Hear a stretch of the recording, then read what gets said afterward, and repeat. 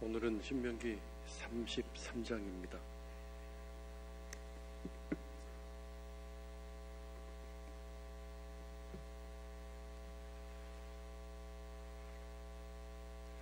먼저 1절을 우리 다 같이 함께 읽겠습니다.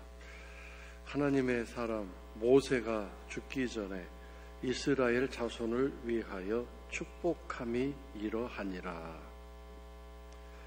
이제 33장과 34장을 통해서 신명기가 마무리될 텐데, 33장을 통해서 모세가 이스라엘 백성을 지파대로 축복하는 내용이 나오고 있고, 34절은 이제 모세가 비스가 산으로 올라가서 자신의 마지막을 또 하나님 앞에 드리는 그런 장면이 나와 있지요. 자, 근데 모세가 죽기 전에 뭘 했는가? 이스라엘 자손을 축복했다고 말합니다. 사실 모세는 이스라엘 때문에 얼마나 많은 고생을 했고 힘든 순간을 보냈습니까?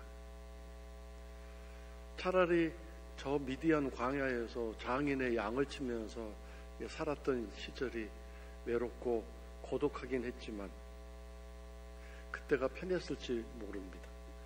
그러나 수백만 명의 이스라엘 백성을 이끌고 가나안 땅으로 가는 그 여정에서 모세는 말할 수 없는 고통과 또 고난을 겪고 이스라엘 백성들에게 엄청난 공격과 또 박해와 핍박을 받지 않았습니까? 말할 수 없는 정신적인 고통을, 말로 표현할 수 없는 정신적인 고통을 모세가 겪었습니다. 그런데 그럼에도 불구하고 그가 죽기 전에 이스라엘 백성을 축복합니다. 오늘 우리가 이 땅에서 마지막까지 해야 할 일이 뭐겠습니까? 축복입니다. 그렇게 축복의 통로로 삽시다라고 말했는데 여전히 우리는 축복의 통로로 사는 것이 아니라 그렇지 않는 삶을 자신의 사명인 것처럼, 자기가 이 땅에 해야 할 삶의 본분인 것처럼 그렇게 하며 살아가는 사람이 있습니다. 저의 이제 사역이 37년의 목회 사역이 37년의 목회 사역 이제 한 달밖에 남지 않았는데 마지막까지 저를 괴롭히는 사람이 또 있습니다. 너무 힘듭니다. 좀 제가 조용히 은퇴하게 했으면 좋겠는데 왜 저렇게 괴롭히는지 모르겠습니다. 축복하며 사는 길이 얼마나 하나님 앞에 복된 일인가를 알아야 될 텐데, 축복한다는 것은 결국 복 있는 사람이란 뜻 아닙니까? 복 있는 사람이기 때문에 다른 사람을 축복하는 거죠. 내가 복이 없는데 다른 사람을 어떻게 축복합니까? 성도 여러분들은 부디 남은 생에 늘 다른 사람을 축복하며 축복의 통로로 쓰임받는 그런 성도 여러분들 되시고, 마지막 죽을 때까지 늘 축복하며 사시는, 다른 사람을 복되게 하시고 다른 사람에게 위로와 평안을 주시는, 하나님의 복을 나누어 주는 그런 성도 여러분의 삶이 되시기를 주의 이름으로 축원합니다. 2절을 우리 다 같이 함께 읽겠습니다. 그가 일렀으되 여호와께서 시내 산에서 오시고 세일산에서 일어나시고 바린산에서 비추시고 1만 성도 가운데에 강림하셨고 그의 오른손에는 그들을 위해 번쩍이는 불이 있도다. 하나님이 지금까지 가나안 땅 도달하기 전까지 하셨던 일들 중에 시내산에서는 율법을 주셨고 세일산과 바린산에서는 능력과 권능으로 이스라엘 백성을 이끌어 주셨고 베풀어 주셨습니다. 1만 성도는 천사들을 상징합니다. 1만 명의 이 천사들, 즉 수많은 천사들이 찬양하고 하나님께 영광 드리는 가운데 이 땅에 강림하셔서 이스라엘 백성들에게 무엇을 주셨는가? 번쩍이는 불이 있도다 그랬는데 그것은 결국 율법을 하나님의 불같은 율법. 율법은 두 가지 특성이 있습니다. 하나는 소멸시키는 능력이 있습니다. 말씀대로 살지 않고 말씀에 순종하지 않으면 결국 요왕불에, 꺼지지 않는 영원한 불에 집어 던져지게 되겠죠. 그리고 또 한 가지, 하나님의 말씀, 이 율법은 거룩한 성령의 불입니다. 말씀을 통해서 진리의 영이 역사하시기 때문에 말씀이 제대로 들어오는 사람에게는 세상의 다른 불이 아니라 내 안에 거룩한 성령의 불이 타오르게 될 것입니다. 모두 말씀을 통해서 일어나는 일입니다. 번쩍이는 불의 말씀, 율법을 말합니다. 이스라엘 백성을 위해서 하나님은 강림하셔서 법을 주셨고 율법을 주셨습니다. 하나님이 주신 놀라운 복 중에, 많은 복 중에 가장 첫 번째 되는 복이라고도 할 수 있을 것입니다. 그러나 주님이 이제 이 말씀을 완성시키기 위해서 오셨기 때문에 주님이 가장 또 귀한 복의 첫 번째 자리에 올라서셨죠.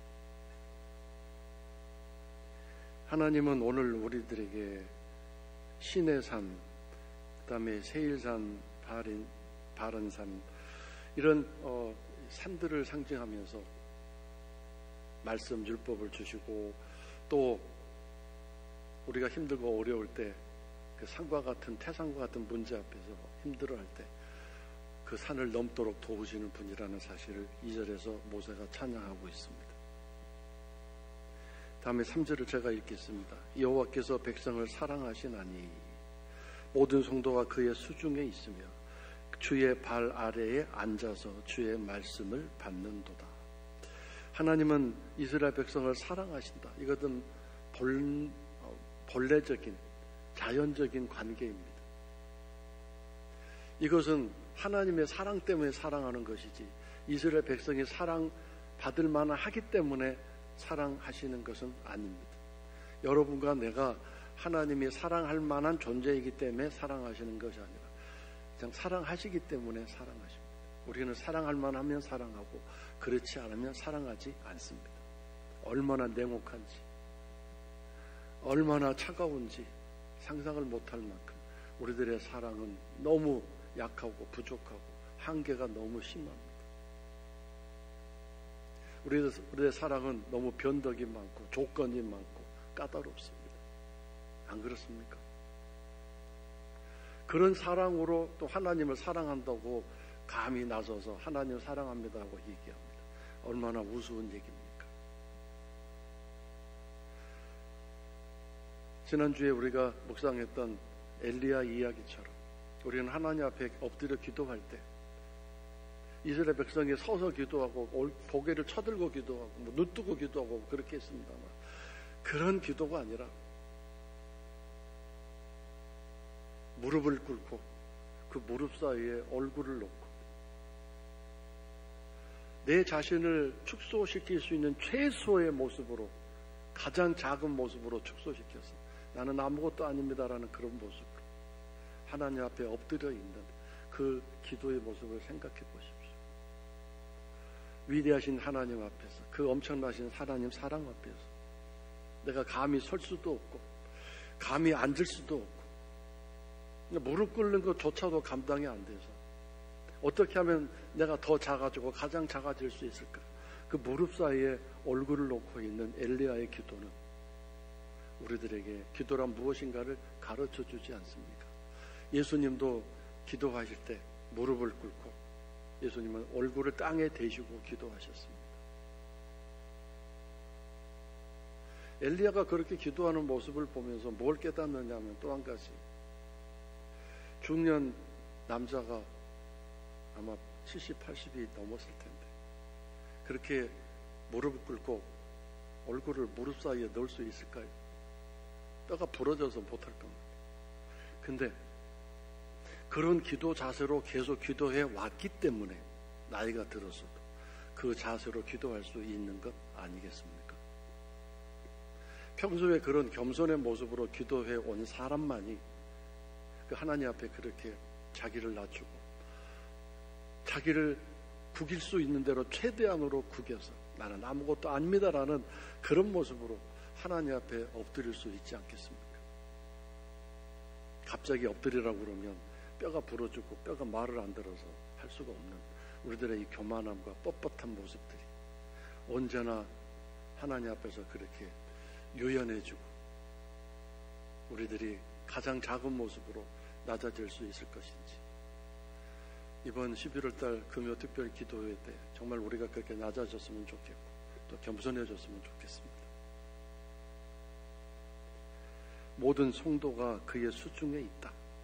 사랑하시기 때문에 다 하나님이 손에 놓고 관리하신다. 어느 것 하나도 하나님 손을 벗어나는 것이 없다, 그런 뜻입니다. 그 다음에 백성들은, 주의 성도들은, 주의 자녀들은 주의 발 아래 앉아서 말씀을 받는도다. 마치 아버지 말씀하시는데 자녀들이 그 발 아래 앉아서 고개를 쳐들고 집중해 듣고 있는 아름다운 모습이 상상되는 그림과 같은 그런 장면 아니겠습니까? 하나님의 말씀 앞에서 우리가 이렇게 듣고 가르침 받는, 하나님은 말씀하시고 우리는 듣고 가르침 받는 이런 관계가 이루어져야 되지 않겠습니까? 말씀 묵상하는 시간, 하나님의 말씀을 듣는 시간, 행복한 시간. 내게 아버지가 계시는구나. 나는 고아가 아니구나. 나를 늘 당신의 손에 관리해 주시고 단 한순간도 놓치지 않으시는 내 아버지가 계시는구나. 이런 관계 속에서 말씀을 듣고 배우고 그 말씀을 통해 양육되고 성장하는 그런 아름다운 자녀의 모습이 하나님이 원하시는 모습 아니겠습니까? 주의 발 아래 앉아서 뭘 받아요? 주의 말씀을 받는도다. 어미닭이 물어온 음식을 병아리들이 어미 주위에 몰려들어 그 어미를 바라보면서 입을 벌리고 짹짹거리는 모습, 새들도 마찬가지겠죠. 그런 모습들이 연상되지 않습니까? 부모와 자녀, 어미닭과 병아리, 부모 새와 새끼 새. 과연 우리가 이렇게 하나님 앞에서 말씀을 받아먹는, 말씀을 사모하는, 말씀을 집중해서 듣는, 말씀을 받아먹는, 말씀이 맛있는 그런 삶을 살고 있는가요? 생각해보면 밥이 맛있어요라고 올 한 해 표를 우리가 정하고 지금까지 달려왔는데 맛있는 밥을 먹었습니까? 예배와 말씀이 맛있었습니까? 정말 예배와 말씀이 맛있었다면 오늘 우리들에게 일어나는 일은 과연 뭔가요? 왜 우리는 그런 일을 향하고 또 그런 말을 하고 그렇게 사는 것일까요?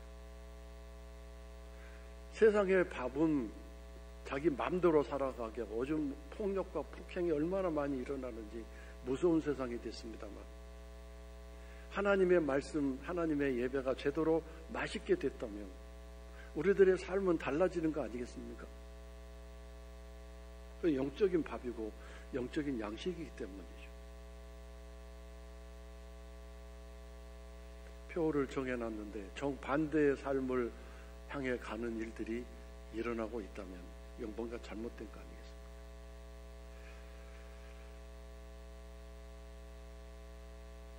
4절 모세가 우리에게 율법을 명령하였으니 곧 야곱의 총회의 기업이로다. 율법을 이스라엘에게 주셨는데 모세를 통해서 주셨습니다.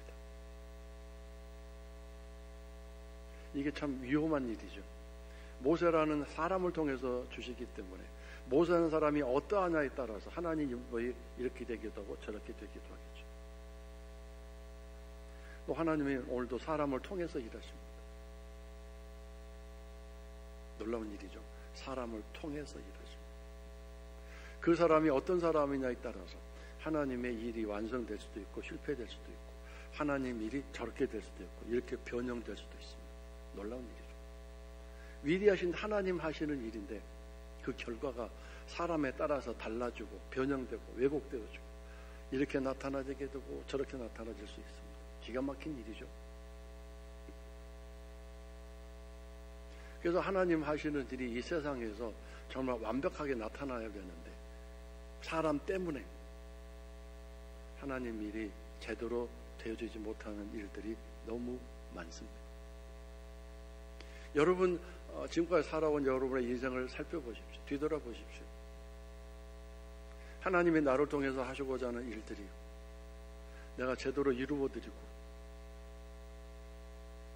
내가 아무것도 모르던 초신자 시절을 지나서 집사 직분을 받고 집사 2년차 3년차를 지나면서 교회에서 이런저런 직분도 받고 그런 가운데 이제 여기까지 왔는데, 과연 나는 하나님이 내게 주신 그 일들을 맡아서 하면서 하나님이 원하시는 그 모습 그대로 그 일을 이루어드리고 그 일이 완성되어졌었는가를 생각해 보시기 바랍니다. 나중에 다 결산하는 날이 분명히 있게 될 게죠. 나는 내 딴에 열심히 하느라고 했다고 자부할지라도 몰라도 하나님의 기준과 규격에 안 맞는 일들이 얼마나 많을지 분명 우리는 놀라게 되고 충격받게 될 것입니다. 왜냐하면 거기 야곱이라는 단어가 나옵니다. 왜 야곱의 총회라고 이스라엘을 불렀을까요? 이스라엘은 야곱과 같은 사람이기 때문입니다. 그런 민족들이고 백성이기 때문입니다. 이스라엘 모든 백성의 기질과 성품과 성향과 살고 있는 모습은 이스라엘의 4대 족장 중에 딱 한 사람 뽑아서 야곱을 닮았다라고 말할 수 있습니다. 아브라함 닮은 것도 아니고 이삭 닮은 것도 아니고 요셉 닮은 것도 아니고 야곱을 빼다 박았습니다. 야곱은 어떤 사람입니까? 기질이 강한 사람이고 고집이 센 사람이고 자기 주장에 강한 사람이고 하나님께 예배를 딱 한 번밖에, 그 다음에 나중에 드리라고 해서 베델에 다시 올라가서 어떻게 보면 하나님 받으실 만한 예배를 딱 2번밖에 못 드린 사람, 야심도 많고 어디다 갖다 놓아도 맨 땅에 헤딩할지라도 나중에 부자가 될 만한 그런 끈질긴 집념의 사람, 하나님 없이도 잘 살 수 있도록 성공하는 그런 집념의 사람. 야곱의 이름 뜻이 뭡니까? 발 뒤꿈치를 잡는 사람. 발목 잡는 게 아니라 발 뒤꿈치를 잡습니다. 멱살을 잡고 머리 끄댕이를 잡고, 남자들은 뭐 허리춤을 잡고 이제 이렇게 기선을 제압합니다. 여자들은 무조건 서로 상대방의 머리를 잡아당기죠. 머리를 누가 오래 잡아당기는가, 많이 뽑는가 기선을 제압하는데, 남자들은 멱살 아니면 허리춤입니다. 기선을 제압합니다. 그런데 패배하고 지고 또 져서 발로 밟히고 폭행을 당하여서 쓰러졌는데, 그래도 야곱은 포기하지 않습니다. 발목을 잡습니다. 발목을 잡는 그 손을 발로 지근지근 밟아서 못 잡게 만듭니다. 그러면 하는 일이 뭡니까? 이빨로 상대방의 발 뒤꿈치라도 물어서 절대로 놓치지 않는, 포기하지 않는 무서운 사람이다, 그 뜻입니다. 그래서 야곱을 당해낼 사람이 없었습니다. 어느 누구도 야곱 앞에서 이기지 못했습니다. 성경에 나타난 모든 사람들 보세요. 야곱에 거쳐갔던 사람 다 야곱에게 항복했습니다. 그리고 심지어 하나님과도 겨루어서 이겨버린 사람입니다. 그래서 너는 야곱이라고 하지 말고 이스라엘이라고 해라. 너는 하나님과 겨루어 이긴 사람이다 그랬습니다. 그러니까 그 뭐죠? 천상 천하 요와 독존 아닙니까? 하늘과 땅에 오직 한 사람 야곱밖에 없습니다. 하나님도 졌다니까요. 그런 사람이 야곱이에요. 바로 그 야곱의 기질이 이스라엘 백성에 그대로 있고, 여러분과 나도 야곱입니다. 또 다른 야곱입니다. 늘 하나님을 이깁니다. 이걸 빨리 이해하려면 여러분 자녀 이깁니까? 여러분 자녀에게 집니까? 여러분 자녀에게 지지요. 힘이 없어서 지는 게 아니라 사랑하기 때문에 져주지요. 말 한마디 하고 싶은데 그 말하면 그 아이가 어떻게 될까봐 무서워서 걱정돼서 말을 못하고 참습니다. 바로 그런 형국이죠. 사실은 하나님이 야곱에게 져주십니다. 그걸 모르고 야곱은 기고만장하면서 살다가 망하고 또 망하고 인생이 아주 고단한 인생으로 계속 진행되지 않습니까? 약복강 이후에 얼마나 많은 고난과 고통이 그에 계속됐습니까? 그래도 꼼짝하지 않고 헤쳐나가면서 멋지게 살려고 몸부림치는데 딸이 막 망가지기도 하고 아들들이 살인자가 돼서 세겜성 사람을 완전 초토화시키고 다 죽여버리고 자기가 그렇게 사랑했던 아내 라헬이 아이나타가 죽기도 하고 큰아들 루벤은 해서는 안 될 짓을 자기 어머니와 자기 직접 어머니는 아니지만 어쨌든 자기 아버지 아내와 못된 짓을 하고 그러면서도 하나님께 돌아가지 않다가 결국 마지막에 170세쯤 돼가지고 그때서야 하나님 앞에 엎드러지죠. 그래서 야곱의 이야기가 그때 끝납니다. 이 야곱의 총회 기업이로다. 뭐가요?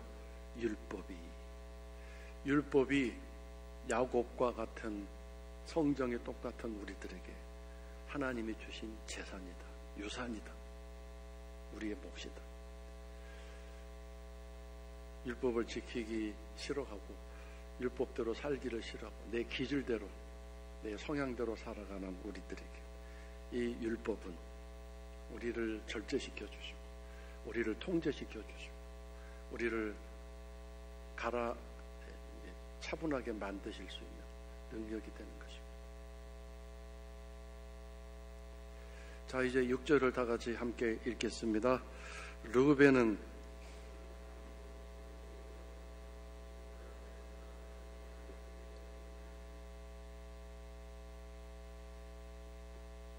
르우벤은 큰아들입니다.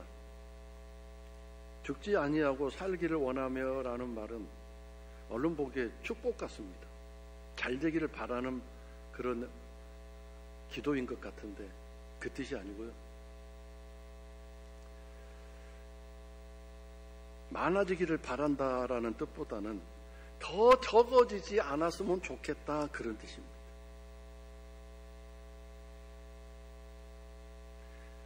망하지 않고 좀 잘 살았으면 좋겠다 이런 축복을 하는 거죠. 왜냐하면 야곱이 창세기에서 르우벤을 축복할 때도 이 르우벤의 후손들이 번성하고 잘 되지 못할 것이라고 이렇게 기도를 했거든요. 그러니까 이 성경에서 축복 기도는 우리가 생각하는 것처럼 그냥 무턱대고 잘 되기를 쉽게 말하면 우리가 말하면 복을 막 쏟아부어 주시기를 이런 쪽으로 하는 기도가 아니고요. 뭐 저도 성도들이 와서 기도해 주세요 할 때 축복만 얘기하죠. 복만 얘기하죠. 근데 저는 간만 볼 때 그 사람의 성향이나 성품을 볼 때 하고 싶은 얘기가 있어요. 근데 그걸 안 하죠. 그렇게 했다가는 시험 드니까. 내가 축복 기도로 왔지 내가 그런 얘기 들어왔으니까 성질 낼 거 아니에요. 근데 이 성경에 나오는 축복 기도는 좋은 얘기만 하는 게 아니라 너 그렇게 살면 앞으로 어떻게 된다 이렇게 애언하시는 그 내용이 축복 기도에 나타나 있습니다. 르우벤도 너 그렇게 잘못된 삶을 살았는데 그것은 그 사람의 기질 때문에 그런 거죠. 그 사람의 성향이죠. DNA죠. 그거 네가 조심하지 않고 살면 너는 앞으로 풍성하지 않고 또 이렇게 풍요로운 삶을 살 수 없을 것이다. 이렇게 야곱이 그렇게 기도를 했고 오늘 모세도 마찬가지입니다. 참 안타까운 지파구나. 르우벤 그 지파의 DNA가 계속 그 자손들에게 흘러넘쳐서 이 르우벤 지파는 앞으로 성장하고 번영하고 풍성한 그런 지파가 될 수 없을 텐데 참 불쌍하다. 안 됐구나. 제발 좀 앞으로 숫자가 좀 더 많아졌으면 숫자가 적다는 말은 복을 받지 못했다. 하나님이 건강의 복을 주시지 못했고 안 왔고 또 여러 가지 물질적인 복을 받지 못했다. 뭐 그런 뜻이겠죠. 하나님 보호하심이 강력하게 이루어지지 않는 그런 지파다, 그런 뜻입니다. 그러니까 살아온 삶, 현재 살고 있는 삶이 앞으로 살아갈 삶을 결정할 겁니다. 근데 앞으로 이제 오늘 한 지파는 과거에는 그렇게 살았는데 어느 와중에 그 삶을 청산했어요. 그래서 180도 바뀌어진 그런 삶을 삽니다. 오늘 여러분은 어떻습니까? 과거에 살아온 삶을 그대로 그 성향, 성품, 인격 그대로 지금 가지고 살고 있습니까? 그 성향, 성품이 지금 복을 받고 복을 불러오는 성품입니까? 성향입니까? 저는 곰곰이 생각해요. 여러분이 신자 초년 때, 그 다음에 집사일 때, 또는 교회에서 어떤 직분을 맡았을 때 각각 다릅니다. 초신자일 때, 집사 초년백일 때는 별 문제 없어요. 근데 신앙생활 오래 하면서 교회에서 어떤 직분을 맡을 때 그게 왜 문제가 되냐면 영향력이 있기 때문에 그렇습니다. 사람과의 관계 속에서 내가 서 있는 그 위치에 영향력이 있는데 그것이 문제가 되는 거죠. 내가 영향력이 하나도 없는 사람이라면 내가 어떻게 살든지 별 하나님이 신경 안 쓰겠지만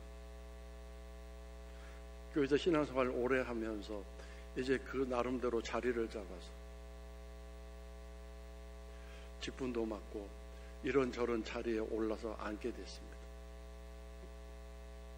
그런데 그 삶이 내 성품이나 성향에 바꿔지지 않고 변화되지 않은 가운데서 그 직분을 감당하고 그렇게 신앙생활을 하면 무슨 일이 일어나겠습니까? 그것은 하나님 나라와 교회에 관계되는 일이 되는 것이기 때문에 그것은 결국 이 르벤과 같은 그런 일들이 일어나게 되고 마는 것이죠. 나라는 그릇, 나라는 존재, 내가 어떠한 사람인가, 내가 지금 어떻게 살고 있는가. 물론 먹고 살아가는 일에 아무 영향이나 지장이 없겠죠. 지금도 이렇게 그런 모습으로 신앙생활을 하는데 아무런 일 없고 별 문제 없을 것입니다. 나름대로 나는 잘하고 있다고 생각할 수 있겠죠. 그러나 하나님 앞에서 절대적으로 잘 살펴봐야 합니다. 그것은 정말 세밀한 분별력과 또 지혜를 통해서 내 신앙생활을 살펴보아야 알 수 있는 일일 것입니다. 제 말을 허투루 듣지 마시고 여러분이 이 교회에 몸담고 있는 한, 주의 일을 감당하는 한 가장 중요한 내 성품, 내 성향이 이 직분을 어떻게 감당하게 하고 있는가, 이걸 잘 보십시오. 그래서 어떠한 경우에도 언제든지 축복의 통로로 쓰임받는 그런 직분과 그런 신앙생활을 하시는 것이 가장 행복한 일이고 지혜로운 일입니다. 어떠한 경우에도 남을 힘들게 하고 어렵게 하고 고통을 주고 아픔을 주는 일은 그건 절대로 피해서 빠져나가야 할 일입니다.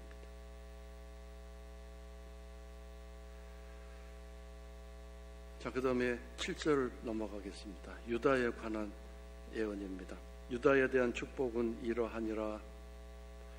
일러스되 여호와여 유다의 음성을 들으시고 그의 백성에게로 인도하시오며 그의 손으로 자기를 위하여 싸우게 하시고 주께서 도우사 그가 그 대적을 치게 하시기를 원하나이다.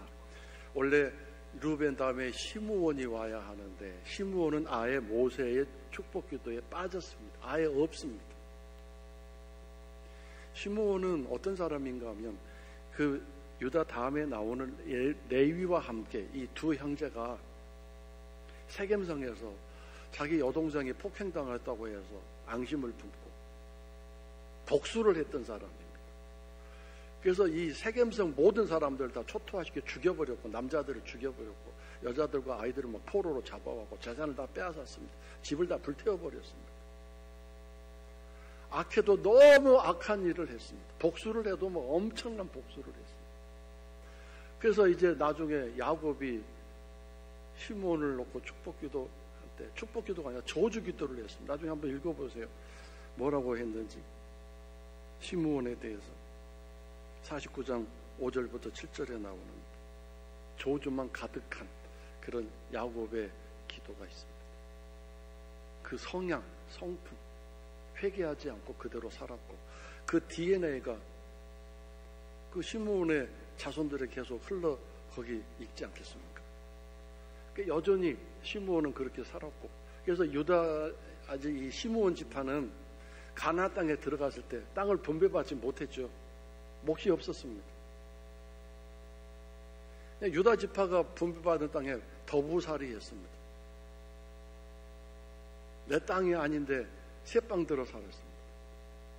얼마나 눈치 보였겠습니까? 나중에 자기 땅 찾는다고 저 북쪽으로 올라갔다가 막 우상을 섬기고, 이 시므온 지파는 질이 멸멸돼가지고 흔적도 없이 사라졌어요.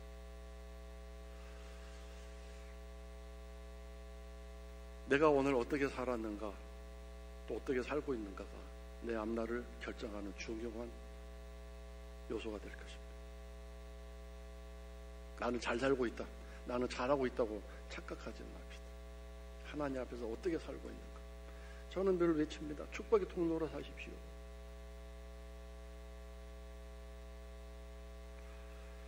유다 지파는 이렇게 얘기했습니다. 거기 보세요. 다른 지파에 대해서는 그 단어가 없는데, 그냥 다른 지파에 대해서는 이렇게 말하고 이렇게 일렀을 때 이렇게 말하되 했는데, 유다에 대한 축복이라는 단어가 딱 거기 들어있죠. 유다의 지파에는 축복이라는 단어가 유일하게 써 있습니다. 다른 지파 보세요. 요셉에 대하여 일렀을 때, 스불론에 대하여는 일렀을 때, 가세에 대하여는 일렀을 때, 12절 베냐민에 대하여 일렀을 때, 그냥 말할 뿐인데 유다 지파에 대해서는 축복을 말합니다. 유다 지파가 왜 이렇게 복을 받았나요? 내 목숨을 내놓았기 때문에 그래요. 베냐민 동생을 애굽으로 데려가야 한다 할 때 아버지가 안 된다, 나는 베냐민을 못 내놓는다, 요셉을 잃어서 내 마음이 고통스러운데 베냐민까지 어떻게 잃느냐, 그러니까 그때 유다가 아버지, 제가 이 베냐민을 꼭 데려올게요. 만약에 못 데려오면 제 목숨을 내놓겠습니다. 그때부터 유다 인생이 확잘 피게 된 거죠. 그래서 이 유다가 이렇게 인정을 받고, 야곱도 유다 지파를 기도할 때 축복만 잔뜩 했습니다. 그 유다 지파는 모든 12지파 중에서 가장 많이 번성하고 풍요롭고 풍성하고 잘 됐고, 그리고 가장 가나안 땅에서 중요한 좋은 땅을 분배받았고, 그 유다 지파에서 다윗을 비롯한 왕들이 계속 왕가 후손이 됐고, 예수님이 그 가문을 통해서 오셨죠. 축복의 통로로 산다는 것은 나를 희생하고 다른 사람을 살려주고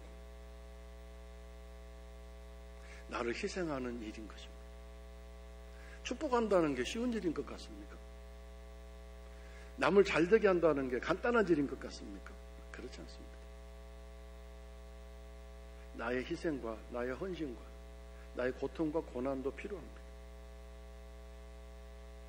그래서 아무나 남을 축복하는 삶을 살지 못하는 것입니다. 축복의 통로를 사는 게 쉽지 않은 것입니다.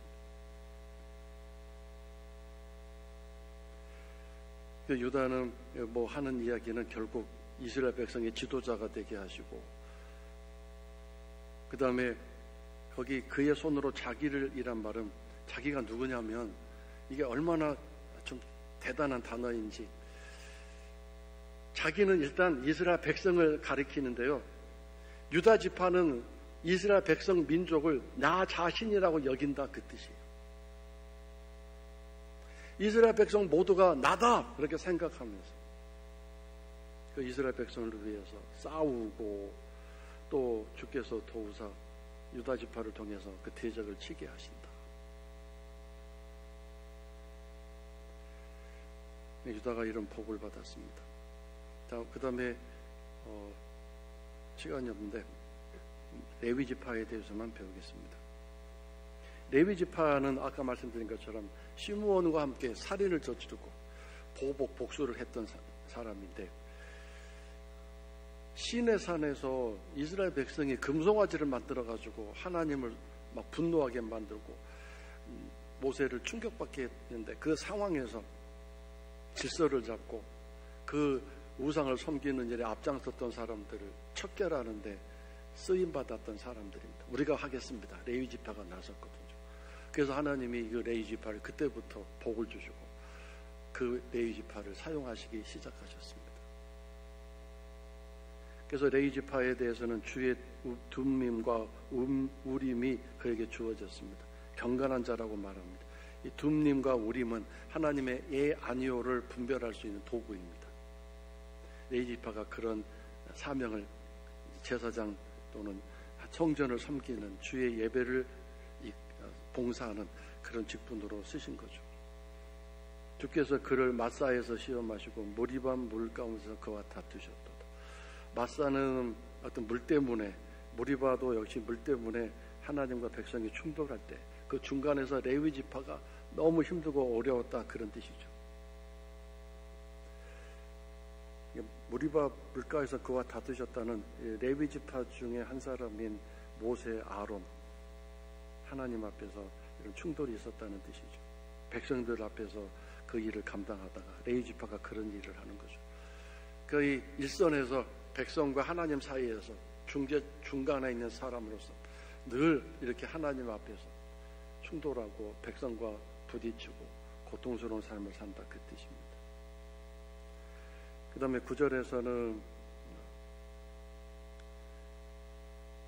부모에 대하여 이르기를 내가 그들을 보지 못했다, 형제들을 인정하지 않는다, 자녀를 알지 않는다. 이것은 일상적인 가정의 삶에 우선하는 것이 아니라 하나님을 우선한다, 그 뜻입니다. 하나님을 위해서 모든 가정과 부모와 자녀 다 내려놓는 사람이다, 그 뜻입니다. 헌신하는 사람이다. 그래서 거의 대부분 목회자 자녀들이 아버지를 싫어합니다. 우리 아버지 맞아요, 그렇게 얘기합니다. 교회에만 몰두하고 성도들만 돌보고, 그래서 자녀들이 시험 들고 또 사모님도 힘들어하는 그런 경향이 많죠. 레위 지파의 운명적인 삶입니다. 그 모든 까닭은 주의 말씀을 준행하고 주의 언약을 지킴으로 그런 일이 일어나는 것이다. 10절 주의 법도를 야곱에게 주의 율법을 이스라엘에게 가르치며, 가르치는 직분이 있습니다. 하나님 말씀을 가르칩니다. 율법을 가르치고 말씀을 전합니다. 그 다음에 주의 앞에 분향하고 온전한 번제, 예배를 인도하는 봉사, 예배를 잘 되도록 헌신하는 또 직분이 있습니다. 그래서 11절에 하나님이 그의 자산을 풍족하게 하시고 그의 손의 일을 받으시옵소서. 그의 하는 모든 일들이 예물되게 하옵소서. 모세가 중보기도하는 거죠. 하나님, 저 레위 지파는 재산이 없습니다. 저도 일생 동안 통장 없이 살았습니다. 재산을 안 만들어 놓고 살았습니다. 모든 목회자들이 그럴 것입니다. 요즘 세태가 너무 각박해져서 은퇴하는 목회자들 잘 안 대우해주고 쫓아내려고 합니다. 명분은 그렇죠. 우리 모든 성도들도 회사에서 일반적으로 월급 받아서 집 사고 자녀 키우고 그렇게 하는데 목회자는 왜 그렇게 하느냐, 왜 그렇게 해줘야 되느냐. 근데 만약에 목회자가 목회를 하면서 재산 불리고 증식하는데 집 사는데 몰두하면 목회가 되겠습니까? 거기에 몰두하게 되고 거기에 집령을 쌓게 되죠. 어떻게 하면 돈을 불리나, 어떻게 하면 돈을 모아서 집을 사고 평수를 늘리나. 성도 여러분도 그렇지 않습니까? 젊어서 결혼해서 이제 자녀들 낳고 집을 사고 또 자녀들 양육하려면 그 돈 모으는데, 돈 버는데 얼마나 골몰하게 되고 신경 쓰고 애를 쓰게 됩니까? 그래서 거기에 몰두하다 보면 신앙생활을 마음은 원효로 하지 못하는 경향이 있지 않습니까? 만약에 목회자가 그런 물질적인 것에 관심을 갖고 거기에 집도하게 되면 목회가 제대로 되겠냐고요. 그 다음에 그를 대적하여 일어나는 그들을 미워하는 자들의 허리를 꺾으시옵소서. 다시 일어나지 못하게 하옵소서. 레위 지파를 괴롭히고 힘들게 하는 사람들은 하나님이 허리를 꺾으신다. 이렇게 기도를 했습니다. 넓게 보면 성도 여러분 모두가 이제는 레위 지파 아니겠습니까? 하나님 말씀을 담당하고 예배하는 사람.